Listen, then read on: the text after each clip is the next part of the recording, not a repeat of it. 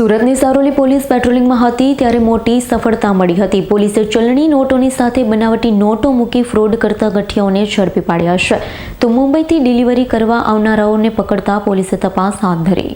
સુરતની સારોલી પોલીસને મોટી સફળતા મળી। મુંબઈથી બનાવટી નોટો સુરતમાં ડિલિવરી કરવા આવેલા 3 શખ્સોને ઝડપી પાડવામાં આવ્યા। જેમની પાસેથી 2.5 કરોડથી વધુની બનાવટી નોટો મળી આવી હતી।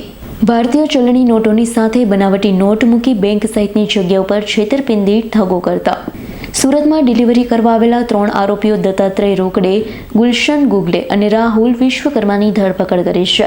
પોલીસે આરોપીઓ પાસેથી અસલી નોટ સાથે નકલી નોટનો ઢગલો કબજો કર્યો। તો સાથે સારોલી પોલીસે આરોપીઓ પાસેથી 3 મોબાઈલ ફોન પણ કબજે કર્યા। હાલ તો સારોલી પોલીસે 3 આરોપી કે જેઓ મુંબઈથી નકલી નોટ ડિલિવરી કરવા સુરત આવ્યા હતા તેઓની વધુ પૂછપરછ હાથ ધરી છે। તેઓ કોના નોટ આપવાના હતા અને કોણે આ નોટ આપી છે તે અંગે તપાસ હાથ ધરી છે।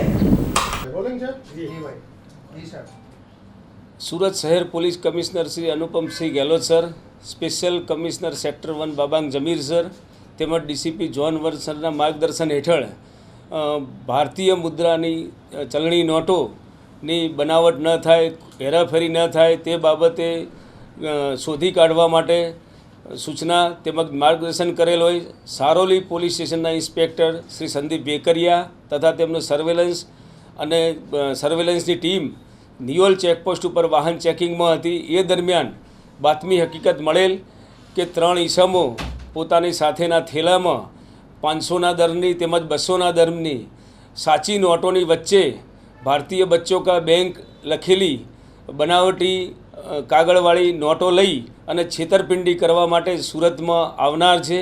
જે હકીકત આધારે તપાસ દરમિયાન અને ચેકિંગ દરમિયાન 3 ઈસમોને આ કામે ઝડપી પાડવામાં આવેલ છે। ત્રણેયની ચેકિંગ કરતાં તેઓના થેલામાંથી 500ના દરની નોટોના 43,000 નંગ, જેમાં ઉપર નીચેની 500ની સાચી નોટ, એ જ રીતે 200 રૂપિયાની નોટના 21 બંડલ, જેમાં ઉપર નીચેની 200ના દરની ભારતીય મુદ્રાની સાચી નોટ, એમ 86 નોટો 500ના દરની સાચી, તેમજ 42 નોટો 200ના દરની સાચી, તેમજ 3 મોબાઈલ, એમ કુલ 1,06,400 રૂપિયાનો મુદ્દામાલ ત્રણેય આરોપીઓ પાસેથી હસ્તગત કરવામાં આવેલો છે।